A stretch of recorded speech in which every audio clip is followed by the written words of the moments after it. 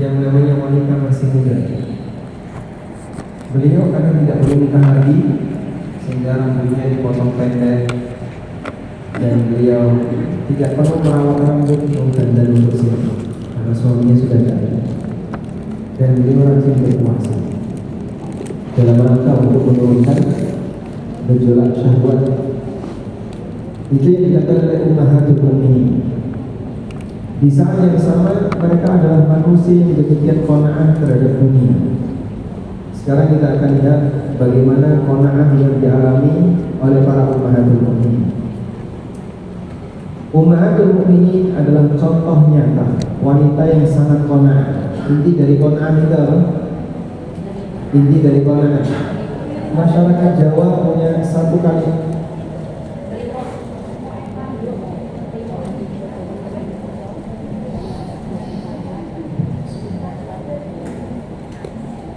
Masyarakat Jawa punya definisi qanaah yang sangat bagus.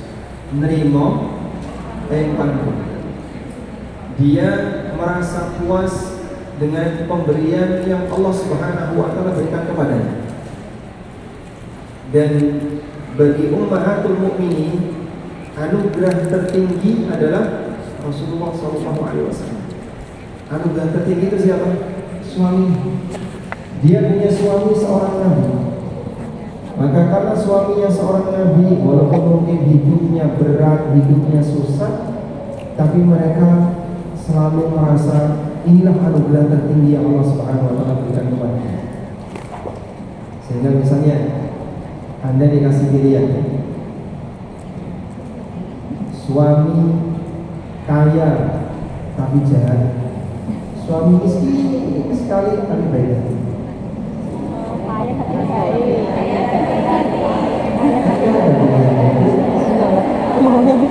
Enggak akan punya pilihan. Ada pilihan pertama, cuma ada dua pilihan ya.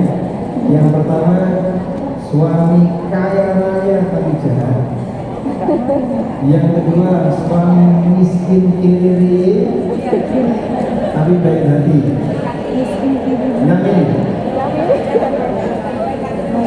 berarti lebih milih dulu daripada ketemu dengan dua lelaki kayak ini. Baik, itu hak Anda. Tapi Ummahatul Mukminin siap untuk membersamai Rasulullah Sallallahu Alaihi Wasallam. Sampai Allah Subhanahu Wa Taala sebutkan di surat Al-Ahzab ayat 28-29. Coba Anda bisa buka bagaimana penawaran yang diberikan oleh Allah untuk para Ummahatul Mukminin. Surat Al-Ahzab ayat 28 dan 29. Ya ayyuhan nabi, wahai nabi, qul li azwaji, sampaikan kepada para istrimu, in kuntunna turidna al-hayatad dunya wa zinataha. Kalau kalian menghendaki kehidupan dunia dan kekayaan dunia, fata'alaina umatti'kunna wa usarrihkunna sarahan jamila. Sampaikan kepada mereka, sini akan aku berikan kepada kalian uang murah pesangon, wa usarrihkunna sarahan jamila, dan akan aku pisahkan kalian, aku ceraikan kalian dengan cerai yang baik. Wa in kuntunna turidna Allah wa rasulahu wad daral akhirah. Tapi kalau kalian menghendaki Allah, Rasulnya dan negeri akhirat, fa inna Allah a'adda lil muhsinati minkunna ajran 'azim. Allah akan menyediakan pahala yang besar bagi kalian semua. Baik, ada berapa penawaran dalam ayat ini? Ada berapa penawaran? Dua pilihan. Kalau ingin dunia seisinya, ingin dunia dan kekayaan dunia, mau diceraikan oleh Nabi SAW. Karena Nabi SAW tidak bisa menyediakan dunia untuk mereka. Tidak bisa menyediakan istana yang megah, tidak bisa menyediakan kendaraan yang mewah, tidak bisa menyediakan makanan yang melimpah. Hidup mereka harus siap sederhana, bahkan kurang ketika bersamanya Rasulullah SAW. Pilihan yang kedua, menghendaki Allah, Rasulnya dan negeri akhirat, balasan yang akhirat. di akhirat, pahala di akhirat. Kalau kalian menghendaki itu, tetap bertahan bersama Nabi Sallallahu Alaihi Wasallam, tapi harus siap sabar. Dan masya Allah, ummahatul mukminin ini yang mana? Pertama atau kedua? Yang kedua. Buktinya apa? Nabi SAW tidak menceraikan mereka. Rasulullah SAW tidak menceraikan mereka. Tapi konsekuensinya, kalau memilih Nabi SAW harus siap hidup sederhana, bahkan makanannya hanya cukup untuk makan sekali sehari. Anda sehari makan berapa kali? 3 kali itu yang resmi. Yang tidak resmi 1 kali. habis 9, 10, 11. Jadi mungkin kita makan sehari bisa dimakan. Ada seorang wanita membawa anaknya, dia seorang janda membawa anaknya perempuan 2, datang ke rumah Aisyah radhiyallahu anha, minta sedekah. Aisyah radhiyallahu anha cuma ngasih 1 butir kurma. Coba ada orang yang lagi kelaparan, seorang wanita janda bawa anaknya 2 datang ke tempat Anda, tapi tiba-tiba Anda cuma ngasih 1 butir kurma. Ini kira-kira sedekah orang pelit atau orang kaya? Ya, cuma ngasih misalnya 1 biskuit. Ini sedekah orang apa ini? Masa cuma 1 butir kurma? Tapi Aisyah melakukan itu. Kenapa Pak Aisyah cuma memberikan sedekah 1 butir kurma? Karena dia cuma punya 2. Cuma 2. Jadi Anda bayangkan, hanya 2 roti ini yang ada di rumah Aisyah, ini jatah makanan kita. Yang 1 dikasihkan ke pengemis, yang 1 ini jatah makan nanti. Ini jatah makan. Tapi ini bukan bentuknya roti, kurma. Lalu oleh wanita janda tadi, 1 butir kurma tadi dibelah 2, dikasihkan ke 2 putri. Kemudian mereka, Pak, berarti ketika itu cuma ada itu, sehingga makan cuma sekali dan hanya 1 butir kurma. Dan itu kejadiannya tidak cuma sehari 2 hari, bisa berhari. Tapi masya Allah, dengan membersamai Nabi SAW, mereka tetap merasa bahagia. Pernah satu ketika, sepulang dari peristiwa penaklukan Hunain atau peristiwa perang apa? Ya intinya Nabi SAW membagi ghanimah di Ji'rana, dia menaklukkan Hunain.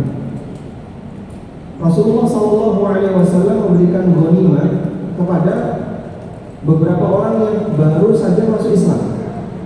Tapi rata-rata semuanya bukan orang Ansar.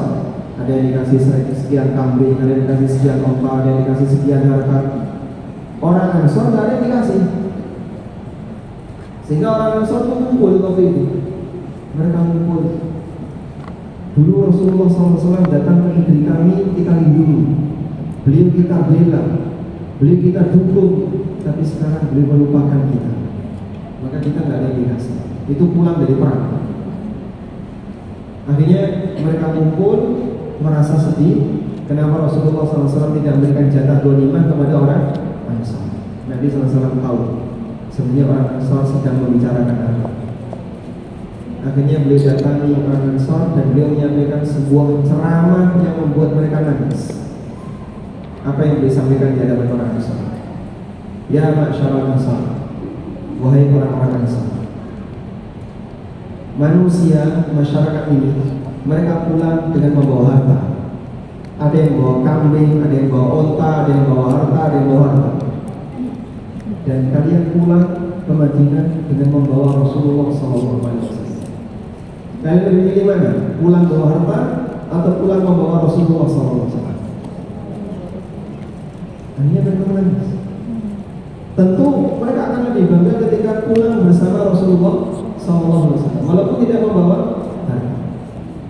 Seperti itulah cara Nabi SAW membangun iman para sahabat, membersamai orang saleh, membersamai Nabi, membersamai janji Allah ini lebih tinggi tingkatannya daripada sebatas bawa harta. Sehingga misalnya suaminya pulang nggak bawa uang, kantong kosong, saku kosong. Dia pulang dalam keadaan saku rokok, sakunya datang, tidak membawa apapun. Ya, di rumah istrinya nggak punya apapun. Kira-kira emosi atau tidak? Emosi ya, normal. Anda adalah wanita yang normal karena Anda emosi. Maka pilihannya satu, suami tetap diterima untuk berada di rumah atau abang ditendang. Terima sama diomelin, hilang gitu.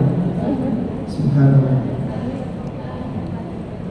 Jadi dia diberi anugerah oleh Allah berupa pasangan, tapi ketika tidak bisa memberikan harta, terkadang kecewa.